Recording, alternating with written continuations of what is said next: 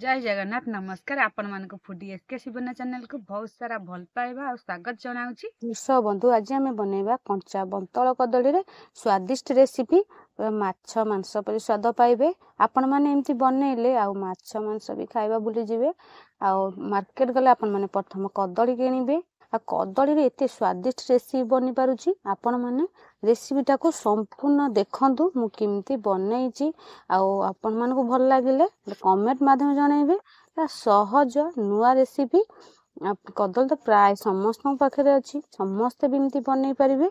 चलतु आम रेसिपी आरंभ करवा पूरा सहज उपाय देखु बंतल कदली चाटी नहीं जाइए ये कंचा कदली आम चलतु काटिदबा आपण मैंने छुरी कि पनिकी जो थे काटिपारे किंतु आते भल कि चोपा छड़ेदबा। देखु कदली तक मु सब काटी आम एमती काटिचे देखु मझे खंड करके आम एमती जमी माछ पिस कटा जाए सेमती आम काटिचे। अपन मजाले गोल भी काटी पारती। आती मोटा साइज कटे एत पतला नुह ना एत मोटा नुह। आ कदली भी काटिकी पानी रे पका जाइए कहीं कला न पड़ा पर्यंत सांगे सांगे कदली काटे पानी रे पकईदे कला हेनी। आम आपको कौन कर भल कि धोईकी गोटे पात्र को छाणीदबा। कदली तक सब छणा हो गला जो थाली की मुझे छाणी देची। आम से स्वाद अनुसार लुण नहीं जावा अधा चामच लुण एमती पकईदबा गुंड अधा चामच पकेबा लंका गुंड आम अधा चामच नहीं जावा। काश्मीर लंका गुंड नहीं कलर हाँपी आप चाहिए जीरा लंका गुंड नहीं पारती पकईदबा।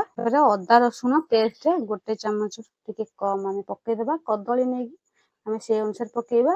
तापर आम कॉर्नफ्लोर गोटे चामच पकईदबा। आपण मैंने चाहिए कॉर्नफ्लोर जगह चाउल चूना कि मैदा कि बेसन पकई पारती पकईदबा।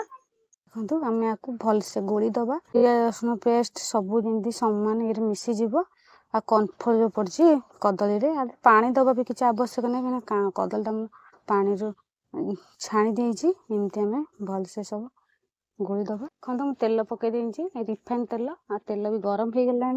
आ देखु कदली तक मुझे भल कि गोली देती आम आपको सब ये कड़े एमती पकईदबा। एमती आम कौन कर सब जाक एमती पकईबा। तो सब तक मुझे कदली पकई देती आम कदली की पोट पोट करके भाजवा आ दाग लगे लौटेदबा। कदली तेल टे अधिका टाणे से तेल परिमाण अधिका पकईबा पकईले कदलीटा टे भाजला बेले लगभग एत माने जल्दी आदे छाड़ी टोटाली एमती कदली टे पोट पोड़ हवा पर्यंत भाजीदबा। देखु कदली पोट पोड़ भाजी हो गला। आम कदली की गोटे पात्र को बाहर करदबा। कदली की सीझी गला जो तेलटा रहीगला आम तेलटा बाहर करवा आवश्यक नहीं। आम से अधा चामच टे कम जीरा पकईदबा गला। मो दुईटी बड़ साइज पियाज गुंड गुंड काटी देती आम कदली जी नुआ से अनुसार पियाज नवा पियाज परिमाण टे अधिका नवा पकईदबा। पियाज को भाजीदबा पोट पोड़ हवा माने बेसी पोड़ब नहीं लाल हवा पर्यंत भाजवा।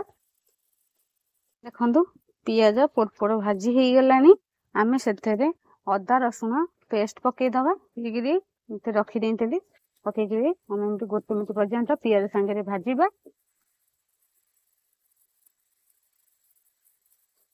देखु पियाज सांगे भाजी हो गला आम काश्मीर लंका गुंड गोटे चामच टे कम पकईदबा पकईकि सेमती गोटे मिनट पर्यंत कषिद अधिक समय कषानी अधिक समय कषिले पिता लगे से देखो तेल अल्प समय भाजदा पानी टे अल्प देदबा पिता न लगे।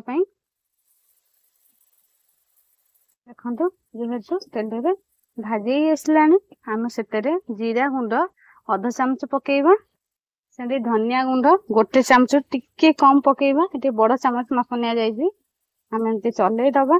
आपण मैंने चाहिए मीट कि चिकेन मसला पकई पारती आउ मसला पकड़ा आवश्यक नहीं केवल ये मसला पकईबा। एमती आम टे भलसे कषिदबा आम से हल्दी गुंड अधा चामच कम पकईबा जो कदली भजा पकाई भल कषिदबा टे मसला गैस जावा पर्यंत आपण मैंने अल्प पानी देंगे घोरई पारती 3-4 मिनट पर्यंत से कटा टमाटो पकईबा गोटे टमाटो गुंड गुंड काटी देती आपण मैंने चाहिए टमाटो को पेस्ट भी करपारती। टमाटो सीझा पर्यंत मसला को कषिदबा आम ए कंचा लंका दीटा पकईदा गोटे पड़गला आगु देखो पकईकि भाज आपण मैंने कंचा लंका बदल में पकई पारती शुखिला लंका जो लंका किसी राग लंका पड़नी से कंचा लंका दीटा पकईदे छोट छुआ खाया चाहते आपण मैंने लंका स्किप करपारती भलसे कषिदबा तेल ठार मसला अलग हो जाए दरकार। देखो अलगा ହେଇଗଲେ ଜାଣିବେ ଯେ ମସଲାଟା ସିଝିଗଲାଣି ଆଉ ହେଇଗଲାଣି ବି। ଦେଖନ୍ତୁ ମସଲା ଯେହେତୁ ହେଇଗଲାଣି ଆମେ ସେଥିରେ ପାଣି ଦେଇଦବା। ଇଏ ଯେହେତୁ ମସଲା ଧୁଆ ପାଣିଟା ତାଟିଆରେ ଥିଲା ମୁଁ ଦେଇଥିଲି। ଆଉ ସେଥିରେ ଆମେ ଗୋଟେ ଗିନା ପାଣି ଦେଇଦବା। ଆଉ ସବୁ ଯେହେତୁ ସିଝି ଯାଇଛି ଆମେ ଅଳ୍ପ ପାଣି ଦବା। ପାଣି ଦେଇକିରି ଆମେ ଏମିତି ଚଲେଇଦବା। ଆଉ 2 ମିନିଟ୍ ପର୍ଯ୍ୟନ୍ତ ଆମେ ଟିକେ ଫୁଟିବାକୁ ଦବା। ଆମେ ସେଥିରେ ଆବଶ୍ୟକ ପରିମାଣରେ ଆମେ କ'ଣ କରିବା ଲୁଣ ପକେଇଦବା। ଯେହେତୁ ଭଜା ଲୁଣ ପଡ଼ିଥିଲା ଏଠି ଲୁଣ ପଡ଼ିନି, ଅଧ ଚାମଚ ଟିକେ କମ୍ ଲୁଣ ପକେଇଦବା। ଦେଖନ୍ତୁ ଫୁଟିଲାଣି ଯେହେତୁ 2 ମିନିଟ୍ ହେଇଗଲାଣି ଆମେ ସେଥିରେ ଯେଉଁ କଦଳୀ ଭାଜିଥିଲେ କଦଳୀ ଭଜା ତକ ପକେଇବା। ମାନେ ଚାହିଁଲେ କଦଳୀ ଭଜାକୁ ଏମିତି ବି ଖାଇପାରିବେ, କଦଳୀ ଚିପ୍ସ ବି ଦେଖିଲେ ଲାଗିବ। ପକେଇକିରି ଏମିତି ଚଲେଇଦବା। ଆଉ ଆପଣମାନେ ଚାହିଁଲେ ଯେତିକି ହେଲା ଝୋଳ ରଖିବାକୁ ଚାହୁଁଥାନ୍ତି ସେଇ ଅନୁସାରେ ରଖିବା। ଆମେ କ'ଣ କରିବା ଆଉ 2 ମିନିଟ୍ ପର୍ଯ୍ୟନ୍ତ ଟିକେ ଫୁଟିବାକୁ ଦବା। କଦଳୀଟା ଯେମିତି ତା ଦେହରେ ଟିକେ ସିଝିଯିବା ଦରକାର। ଆପଣମାନେ ଗୋଟେ ପ୍ଲେଟ୍ ଘୋରେଇ ଦବା। ତରକାରୀ ଯେହେତୁ ଫୁଟିଲାଣି ଆମେ ଏଥିରେ କ'ଣ କରିବା ଗରମ ମସଲା ଅଧ ଚାମଚ ଟିକେ କମ୍ ପକେଇଦବା। ତାପରେ ଆମେ ଧନିଆ ପତ୍ର ଗୁଣ୍ଡ ଗୁଣ୍ଡ କଟା ହେଇଯାଇଛି ଖଣ୍ଡ ପକେଇଦବା। ଏମିତି ପକେଇକିରି ସେମିତି 1 ମିନିଟ୍ ପର୍ଯ୍ୟନ୍ତ ଏମିତି ଚଲେଇଦବା। ଆଉ ଯେହେତୁ ଭାଜିଲା ବେଳେ କଦଳୀ ତକ ସିଝି ଯାଇଥିଲା, ଆଉ ଦେଖନ୍ତୁ କଦଳୀ ବି ସିଝି ଯାଇଛି। ଆମେ କ'ଣ କରିବା ଆଉ ଟିକେ ଏମିତି ଏପଟ ସେପଟ ଚଲେଇଦବା।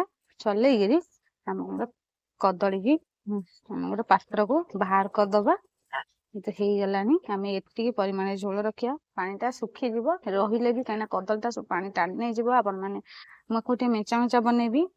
ଆଉ ଆପଣମାନେ ସେ ଝୋଳ ଯଦି ରଖିବାକୁ ଚାହୁଁଥାନ୍ତି ତାହେଲେ ଆପଣମାନେ ଆଉ ଟିକେ ପାଣି ଦେଇଦେବେ, ଅଧିକା ଦେଇକି ଓହ୍ଲେଇ ପାରିବେ। ଦେଖନ୍ତୁ ଆମେ ବାହାର କରିଦବା। ଦେଖନ୍ତୁ ମୁଁ କଦଳୀଟା ଯେହେତୁ ତଳକୁ ବାହାର କରିଦେଲି ଚୁଲିରୁ। ଆଉ ମୁଁ ଏ କଦଳୀ ରାଇ ବନେଇଛି। ଆଉ ଦେଖନ୍ତୁ ଚାଲନ୍ତୁ ଗୋଟେ ପ୍ଲେଟ୍କୁ ବାହାର କରିଦବା। କେତେ ସ୍ୱାଦିଷ୍ଟ ହେଇଥିବ ଆପଣମାନେ ଦେଖୁ ଦେଖୁ ଜାଣିପାରୁଥିବେ। ଆମେ କ'ଣ କରିବା ଗୋଟେ ପ୍ଲେଟ୍କୁ ବାହାର କରିଦବା।